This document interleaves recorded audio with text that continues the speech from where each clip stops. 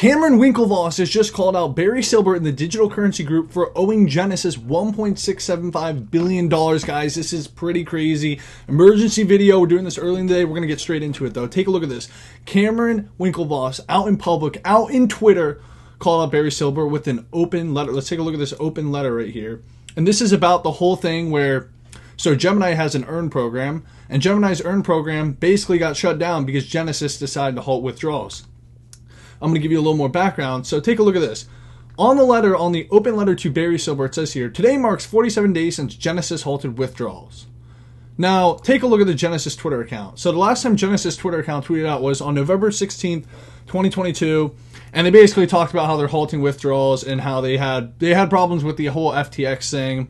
And they basically got fucked over. So they're in a really, really bad position right now. If you didn't know, Genesis is a part of the digital currency group.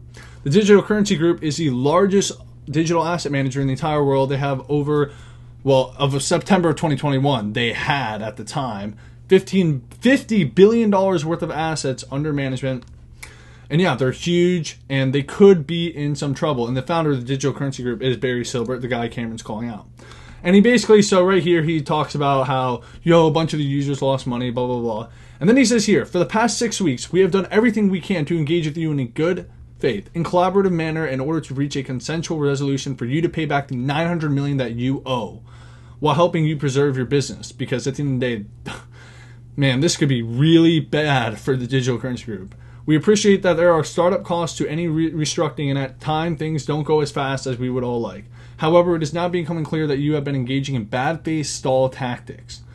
For an example, on December 2nd, we expressed our belief that getting everyone in a room together as soon as possible will be the most productive path forward towards reaching a solution. You agreed, but stated that you would only do so after there was a proposal on the table. On December 17th, a proposal was delivered to you. On December 25th, on Christmas Day, an updated version of the proposal was delivered to you. Despite this, he continued to refuse to talk with them. So he basically calls them out for not communicating, not being transparent, and claims they're fucking the people over.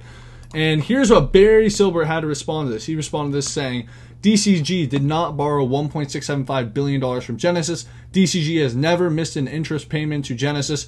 Genesis is the crypto lender. So Genesis is under DCG. DCG's right here. Genesis is under them. Genesis is a part of DCG. And Genesis is the big crypto lender that's fucked.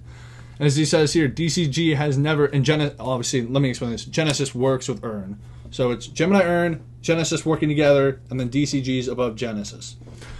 Anyways, DCG has never missed an interest payment to Genesis, and it's current on all loans outstanding. Next loan maturity is May of 2023.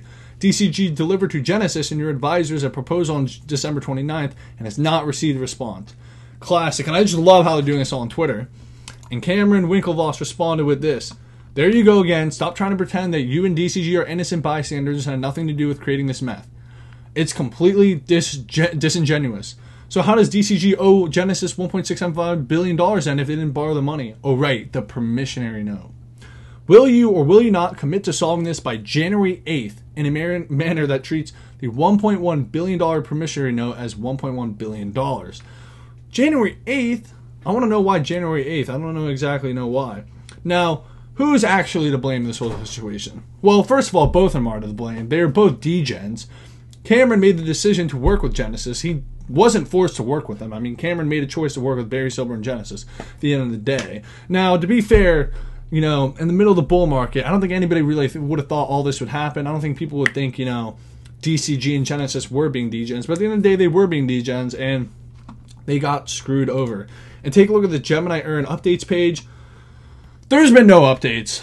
Not really much is going on. And the question is, will the Gemini Earn customers get fucked over? Because there's a possibility the Gemini Earn customers get nothing back. And the reality of the situation is, if DCG has to pay Genesis, this could be a big black swan moment. This could be oh my gosh, I don't even want to say it anymore, but it's like, could this be the last, big thing to blow up in crypto? Because it's looking really bad right now.